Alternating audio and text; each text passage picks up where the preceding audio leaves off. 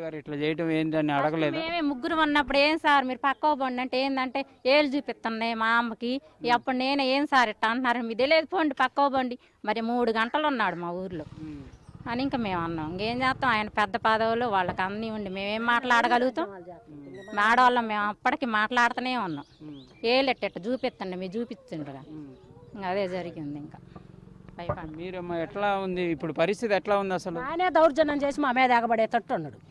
మేమే ఎదురు పోయి ఉరికి పారాల్లో పోయి ఆ రోజు దానుకున్నాం. వాళ్ళే రాళ్ళు వేస్తారు. మేమేం చేయగలిగినాం? మేము ఎదురు పోయి వాళ్ళు ఇవాళ కత్తులు తీసుకొని వస్తాం, రేపు కత్తులు తీసుకొని వస్తాం. వాళ్ళు ఎదురు పుచ్చుతుంటే మేము వెళ్ళకున్నాం.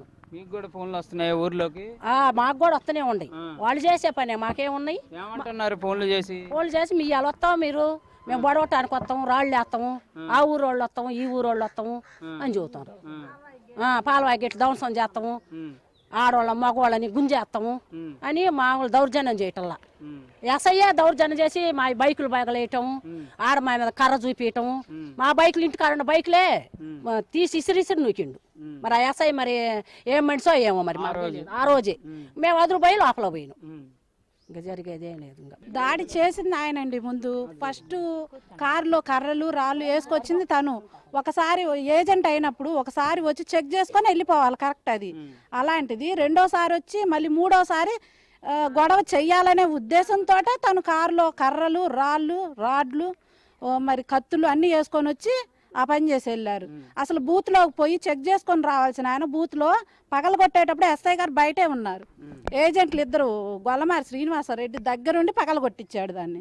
పగలగొట్టినాక ఆయన బయటకు వచ్చినప్పుడు గిరి అనే అతను లోపల ఎగబడ్డాడు.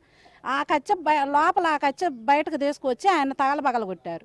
పగలగొట్టాక ఆయన ఒంటి నిండా నెత్తురు చూసి మా వాళ్ళు ఆయన మీదకి ఎదురు తిరిగారు. అంతేగాని మాకు గొడవ చేయాల్సిన పరిస్థితి అసలు లేనే లేదు. అది కూడా కాకుండా నిన్న ఒకటి సీసీటీవీ ఒకటి వచ్చింది, ఎమ్మెల్యే లోపలికి వెళ్ళటం, ఆ ఈవీఎంను పగలగొట్టడం.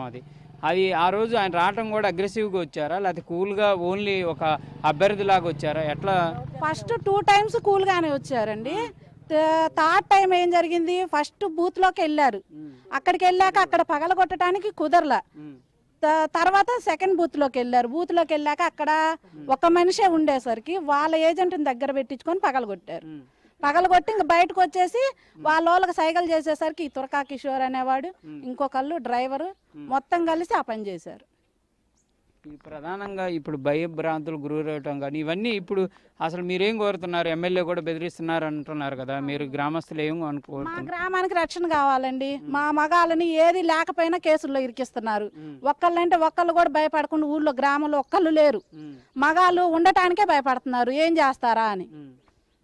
పోలీసులు వాళ్ళు కూడా చెప్తున్నారు రాలేదు. నిజంగా రాలేదా? ఎవరితో మాట్లాడలేదా పోలీసులు? వచ్చి వాళ్ళకే సపోర్ట్ చేస్తున్నారండి. ఈ తర్వాత జరిగిన విచారణ కోసం అధికారులు మమ్మల్ని వచ్చి అడగలేదు, ధైర్యం చెప్పే ప్రయత్నం కూడా చేయలేదు.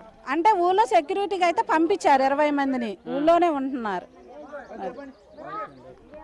ఇది ప్రధానంగా కూడా గ్రామంలో ఉన్నటువంటి పరిస్థితి, ఆ రోజు జరుగుతున్నటువంటి సిచ్యువేషన్కి సంబంధించినటువంటి అంశాలను కూడా చాలా బాధాకరంగా వివరిస్తున్నటువంటి పరిస్థితి ఉంది. మేము కనీసం అడ్డుకునేటటువంటి ప్రయత్నం చేస్తేనే మాపైనే దౌర్జన్యంగా రావడం జరిగిందనే విధంగా చెప్తున్నారు.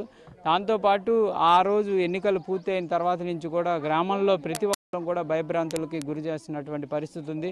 ప్రస్తుతం పోలీసులు అయితే విచారణ పేరుతో వచ్చారు తప్ప మాకు ధైర్యం చెప్పేటటువంటి ప్రయత్నం ఎక్కడ జరగట్లేదనే విధంగా కూడా చెప్తున్నటువంటి పరిస్థితి ఉంది. కెమెరామ్యాన్